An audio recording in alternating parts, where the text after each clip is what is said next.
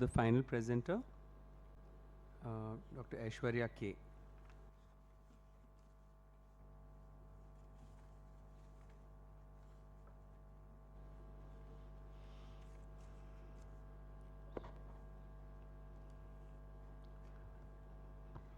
Good afternoon.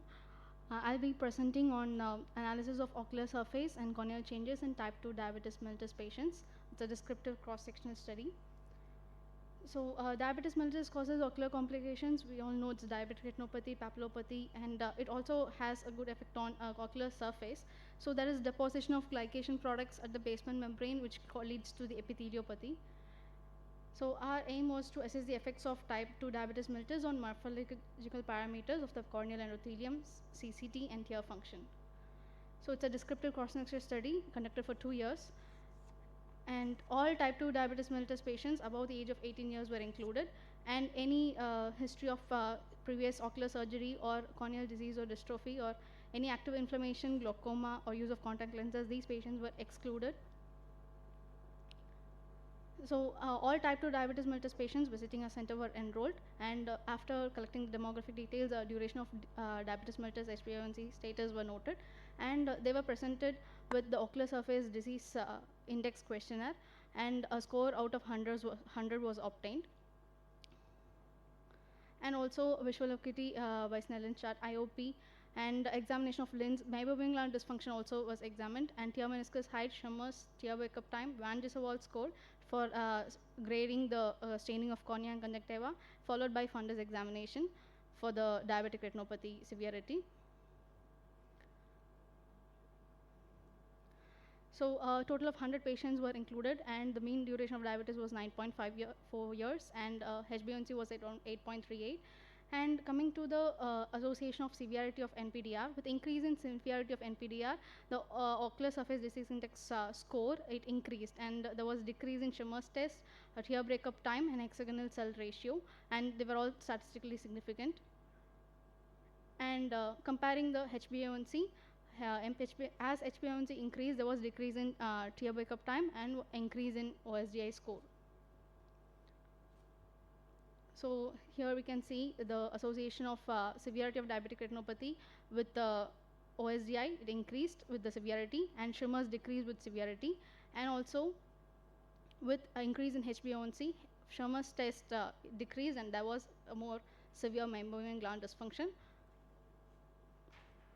So with the increase in severity of diabetic retinopathy, we noted that there was an increase in OSDI score, Schimmer's test value decreased T-BUT, and Van Gisselwald score increased, and also there was a significant decrease in hexagonal cell ratio obtained by the specular microscopy.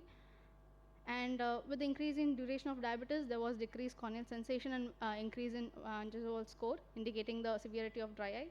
And with increase in HbA1c, decrease in Schimmer's test value, and all these parameters like T-BUT, tear meniscus height, and OSDI were obtained, which indicated increase in severity of dry eye. So previous studies have been done which showed association of dry eye with diabetes mellitus, and also the dry eye risk increases with the presence of diabetic retinopathy, and also the hexagonal cell ratio and endothelial cell density were found to be decreased with the severity of diabetic retinopathy.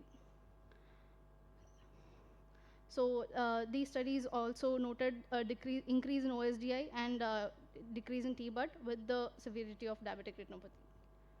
So I would like to conclude that there is an increase in severity of dry eye with an increase in the duration of diabetes mellitus and long-standing hyperglycemia and a severity of diabetic retinopathy. So with the severity of diabetic retinopathy, all patients need to be screened for this corneal epitheliopathy for a better treatment benefit. Thank you. Thank you. Any questions for the last presenter?